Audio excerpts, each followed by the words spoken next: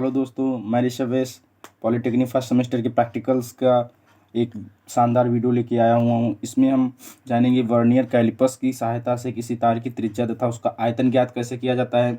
अक्सर ये आप लोग कंफ्यूज हो जाते हो, कैसे करें, क्या होगा, इतना कठिन है। मगर कठिन कुछ नहीं है, इसको बस ईजी तरीके से समझना होता है। देखिए, मैं आपको बहुत ही सरल भाव में बताऊँगा, ठीक है।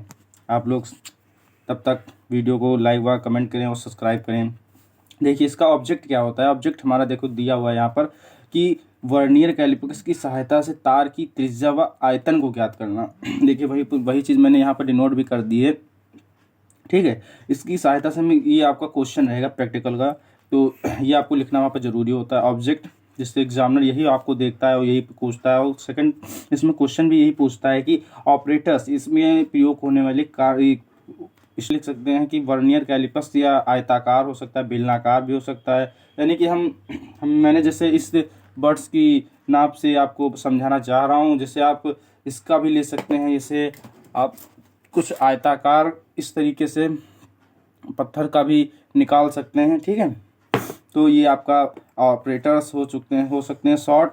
और फिर आपकी ये आ जाते हैं ऑपरेटर्स। क्या होते क्या हैं इसमें ऑपरेटर्स में, यानी कि वर्नियर स्केल में कैलिपर्स में क्या क्या चीज़ें होती हैं इंपॉर्टेंट, जो आपके लिए इंपॉर्टेंट रहेंगी। तो उसमें मेन स्केल होती है, जो इसका क्या होता है, सामान्यतः 15 सेंटीमीटर लंबा स्केल होता है, जो स्थिर पैमाना जिस पर मिलीमीटर तथा सेंटीमीटर के चिन्ह बनाए जाते हैं। तो तथा आंशिक पैमाने पर पाठ का मुख्य पैमाना कहते हैं। यानी कि मेन स्केल वही होती है जो 15 mm की, हमारी नॉर्मल स्केल जो आती है वही समझ ली होती है, ठीक है। अब जैसे वर्नियर स्केल, ये हमारा इंपॉर्टेंट टॉपिक होता है वर्नियर स्केल। ये तो आप लोग जानते ही हैं। इसको वर्नियर स्केल को जानने के लिए देखिए, इसको वीडियो को ध्यान से देखिए। यह मुख्य पैमाने के सहारे खिसकता है। इस पर बने पैमानों की संख्या यदि n हो तो मुख्य पैमाने के n-1 खानों की जाए। आपको यहाँ पर डिनोट करना है कि n और n-1 होता क्या है। देखिए, एक ये इस चित्र की सहायता से आप समझिए कि यहाँ पर ये हमारी एक स्केल दी हुई है, नॉर्मल स्केल, और ये हमारा होता है वर्नियर स्केल। यानी कि वर्नियर स्केल वो होता है जैसे आपको n-1, यानी कि ये जो लकीरें होती हैं जो सेम आ जाएं वही आपकी मान ली जाती है कि n है, n-1 है। यानी कि जैसे आप कह सकते हैं कि जैसे आपकी ये स्केल है और ये लाइन आपकी 1 है, 0 है। इसमें कितने mm के होते हैं, 5 होते हैं। 1 2 3 4 5 आपका ये रहेगा।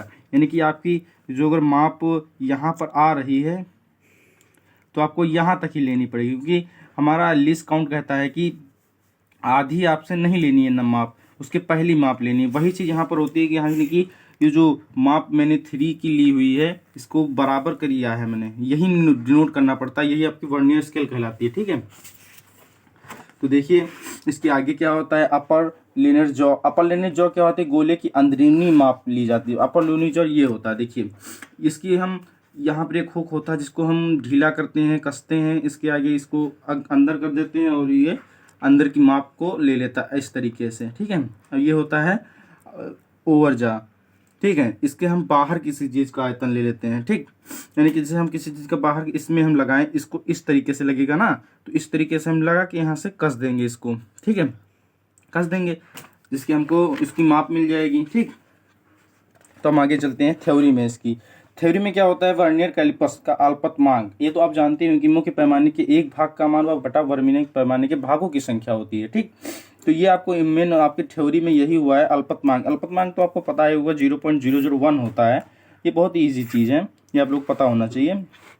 इससे आगे देखते हैं मेथड क्या होता है, कैसे आपको पूर्ण करना था। ये चीज़ आप लोग समझ गए तो वर्नियर कैलिपर्स आपको बहुत सरल लगेगा, ठीक है।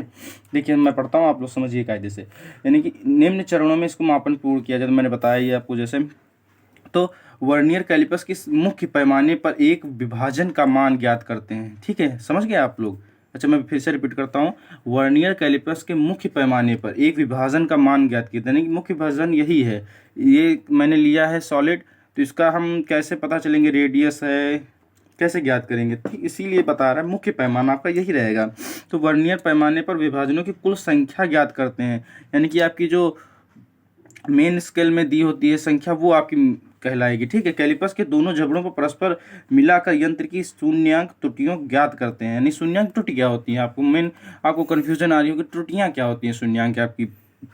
तो इसको समझने के लिए आपको यहाँ पर वर्नियर कैलिपर्स को बहुत ही कायदे से आपको यहाँ पर कसना होगा कि बिल्कुल कसा ज़्यादा भी ना होना चाहिए और बिल्कुल ढीला भी नहीं, यानी कि एमएम में आपकी त्रुटियाँ आ सकती हैं, वही आपकी शून्य त्रुटि कहलाती हैं, धनात्मक या ऋणात्मक भी हो सकती हैं। ठीक है, चलिए आगे बढ़ते हैं। जिस ठोस की माप लेनी होती है उसे कैलिपर्स के जबड़ों के बीच में रखकर फंसाते हैं, और ना कि जबड़े बहुत करने रहें और ना ही बहुत जबड़ों के बीच ढीली रहे। यानी कि मैंने जो आपको बताई वही चीज़ यहाँ पर चौथा पॉइंट दे रहा है मैं कि, और अगला पॉइंट है, इस स्थिति में नोट करते हैं कि वर्नियर पैमाने का शून्य मुख्य पैमाने की किसी रेखा तक पहुँच जाता है, यानी कि शून्य आपका यही होता है।